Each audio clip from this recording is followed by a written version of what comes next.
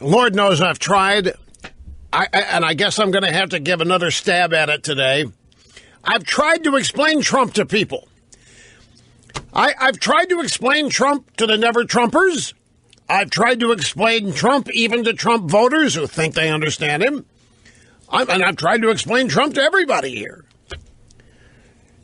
I mean, the drive-bys are going bonkers with all these Trump flip-flops. Trump lied. Trump didn't mean it during the campaign. Trump misled everybody. His voters ought to be outraged. All of this stuff, and it's I don't know, folks. It's kind of funny to watch because it's evident to me that they still do not know who they're dealing with here, and they do not know why he got elected. They still haven't figured this out. Despite my best efforts, I have made such great effort here to make it as simple as I can to people who simply refuse to understand or try to understand who and what Donald Trump is. Anyway, greetings, my friends. Great to have you here as we kick off another 3 hours of broadcast excellence. The phone number is 800-282-2882 and the email address lrushbo@eibnet.us. Let me try it this way. In the past, I have made a point of pointing out that Donald Trump is not ideological. Now, to me, that means more than he's not just conservative or liberal. But I guess I'm going to need to add to that. When I say he's not ideological, and I'll explain it again, he's not a conservative and he's not a liberal. He knows what both things are. It's just not how he looks at the world. And it's not how he sees people. Now, to some people, that's refreshing and it's good. Other people, it's alarming. Some people think that if he could be trained or reoriented towards seeing things and people ideologically, that things would be better off. But the man is 71 years old. He's not going to change the way he has always thought and believed. So let me try this. How about if I were to say to you that Donald Trump doesn't really have a political philosophy? In other words, there is no, you can say conservatism and then bullet point what it is. And you can say liberalism and you can bullet point what it is. It doesn't take many to convey what liberalism is. But try bullet pointing what Donald Trump is. And I defy anybody to be able to do it. I mean, during the campaign, during the transition, and even now during the first 100 days, if you were given an assignment to bullet point Donald Trump and to define, to say, for example, that there is a Trump philosophy that he is guided by inexorably, political philosophy, what would it be? And I don't think anybody would be able to come up with it. Because I don't think, and this is not a put down, and it's not a word game, it's a sincere effort that I'm engaging in yet again to try to help as many people as possible understand who and what they're dealing with in Donald Trump. There isn't a particular political philosophy. So the idea that one day he can be anti-NATO and then after certain things happen become pro-NATO, it doesn't wash with people. That doesn't make sense. He is not being true to his principles. Yes, he is. You just don't know what they are. He lives and operates in a political world, but he's not political. And this is what people still don't get. Now, he has to interact with political people. He's got to learn their language. He's got to be able to work with them and get things done within that quote-unquote business. But it leads to all of it. I mean, the Washington Post is beside itself today. They don't know whether to be happy, sad, afraid, worried, and chronicling all these Trump flip-flops. Let's see, as I said, yes. Headline, Trump backs off fiscal pledges and adopts centrist policies that he once fought. President Trump is abandoning a number of his key campaign promises on economic policy, adopting instead many of the centrist positions he railed against when campaigning as a populist. Has Donald Trump ever called himself a populist? I don't think Donald Trump's ever called himself a populist. I think other people have called him a populist, and other people have called Steve Bannon a populist. And so they associate it, but I don't think Trump's ever called himself that, and he may not even know what one is within the political realm or definition, because he's not a political person. And that, I think, is leading to many people having just a devil of a time translating the guy, analyzing the guy, predicting the guy, projecting the guy. So during the campaign, Trump labeled the Chicoms a bunch of currency manipulators. And he said this was going to end, that these people are monkeying around with the currency and they're doing horrible things to the trade deficit that we have and with the balance of payments. They're doing horrible things to American jobs. And it's because we've had dumb American leaders that haven't known how to negotiate and haven't known how to do things. And then yesterday, Trump came around and said, you know what? They're not currency manipulating anymore. He did not label them a currency manipulator. He told the Wall Street Journal yesterday, despite a campaign promise, that he would apply the label on his first day in office. He also said he was open to reappointing Janet Yellen to the Federal Reserve. But last year, he said that she should be ashamed of what she was doing to the country. Now he wants to reappoint her. And he embraced the Export-Import Bank, a government agency that he mocked last year and that has long been despised by conservatives who labeled it crony capital. I'm reading here from the Washington Post. And then they write, these statements represent a move toward the economic policies of more centrist Republicans and even at times align with the approach of former President Barack Hussein O. Should he follow through on the newly articulated positions, it would suggest that the candidate who ran as the ultimate outsider is increasingly adopting a more moderate economic agenda. The reversals come amid a period of rapid evolution for Trump on both foreign and domestic issues. So here you have a political analysis of what they consider. I guess in the world of politics, these would be considered flip-flops. Trump doesn't think he's flip-flopping on anything. He thinks he's having success. Trump thinks he's moving the goalposts in our direction.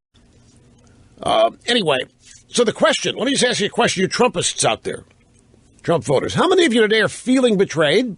I ask this with no prejudice. I'm not saying you should or shouldn't feel it. I'm just asking. We got a bunch of Trumpists here.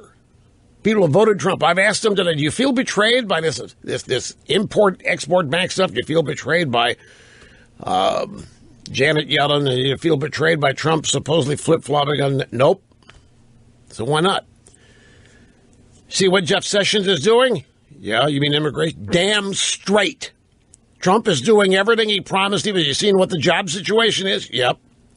You've seen what the economic forecasts in the future are? Yep. Why would we be unhappy, Mr. Limbaugh? Immigration, illegal immigration, was the number one domestic threat, threatening to upend the very culture and political makeup of this country, and we had to get a handle on it. And whatever else Trump is doing, he is going full speed ahead on enforcing the border. I mean, Jeff Sessions goes down there and makes a speech, and basically this border is closed. You are not welcome here if you are coming illegally. You are not welcome. This border is closed. Don't even try it. People are standing up and cheering. Export-Import Bank, what? NATO? Nobody ever thought NATO was going to be dwindling away and dissolving away into nothing anyway. The key to understanding Trump again.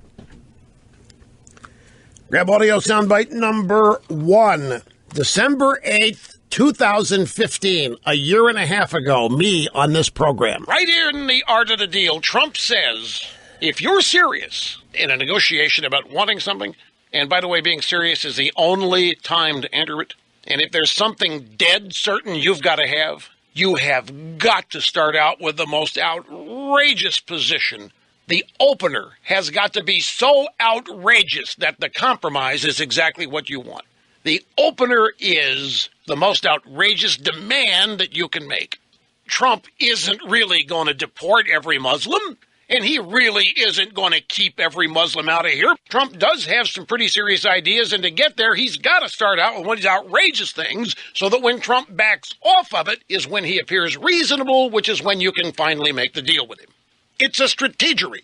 Trump is bringing his business acumen to politics, something that politicians don't have, business acumen, many of them, and so they don't recognize it and they don't understand it. So you might say then, that's pretty brilliant, wasn't it? I mean, for something that didn't take even longer than a minute, if you just heard that and nothing more, you could pretty much explain everything you think Trump's flip-flopped on now. Because to him, everything's a negotiation. And so at that moment when I said, so when Trump backs off, it's when he appears reasonable. What are they saying about? He's moderating. He is moving to the center. Oh, it's good. It's good. Trump is finally coming to our side. And it may be that he's finally gotten what he wants in all of these various things. It's got to be real hard. You know, when you stop and think, it's got to be real hard for career, lifetime, immersed in every aspect of politics. It's got to be hard for people like that to try to understand somebody who's not, who is nevertheless in their world. And I think this is one of the great obstacles that never Trumpers have, that some Trumpists, media types are having just the damnedest time analyzing this guy and trying to understand it. Really isn't hard. But the toughest thing for them to accept, I think, is that there isn't a specific Trump philosophy. That's why you're never going to be able to pin Trump down on it. He doesn't have a political philosophy like conservatism or liberalism or moderatism or what it is. He just, day to day, whatever he wants and needs, he's got a behavior pattern and a process to get there. Pure and simple. Anyway, I take a break here, folks. We are coming right back. Don't go. You know, it actually is kind of comical to me to watch, even we're approaching now, 2.5 months, and still the same daily mistakes are made, analyzing Trump as somebody who's not. I understand the human nature of it. The establishment is of, by, and for politics. And everybody in it is of, by, and for politics and comports to the code of behavior of in, by, and for politics. Trump doesn't, because he doesn't have a political system. He doesn't have there's no, like I said, you can't bullet point Trump's political beliefs because he doesn't have them. He's got various things he wants, needs, wants to accomplish, based on circumstances at the moment, not based on a philosophy. Now, there's a foundation. The foundation for Donald Trump is make America great again. It's the greatest place on earth, and we're going to build it back up, and it's going to be the greatest no matter what.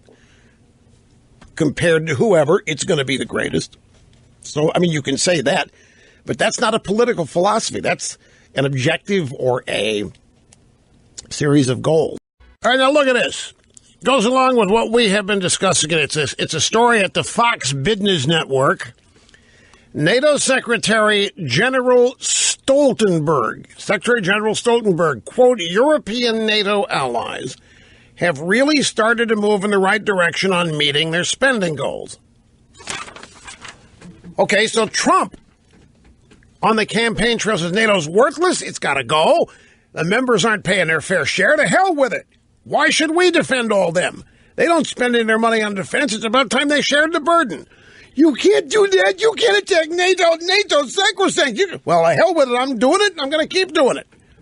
Then he becomes president and continues to attack NATO and goes to a meeting, and he tells the world how NATO is funded. How many of you knew before Trump became president that there are no dues paid to NATO?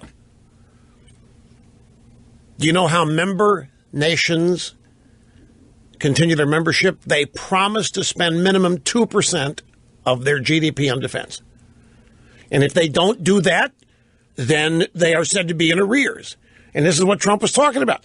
Now, all of a sudden, Trump has raised holy hell. He's called him out. And now the Secretary General says, you know what? A bunch of these European NATO allies have really started to move in the right direction on meeting spending goals, meaning they're now making adjustments in their budgets, and they're spending the required 2% on their own defense as required for membership. And so Trump then says, you know what, I like NATO. Why not? It's a success story. It's not a flip-flop. Everything's a negotiation.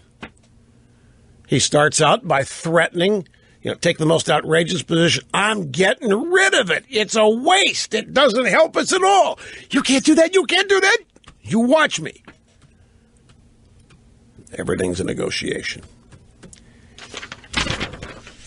Some of it based in common sense, some of it politically oriented, of course.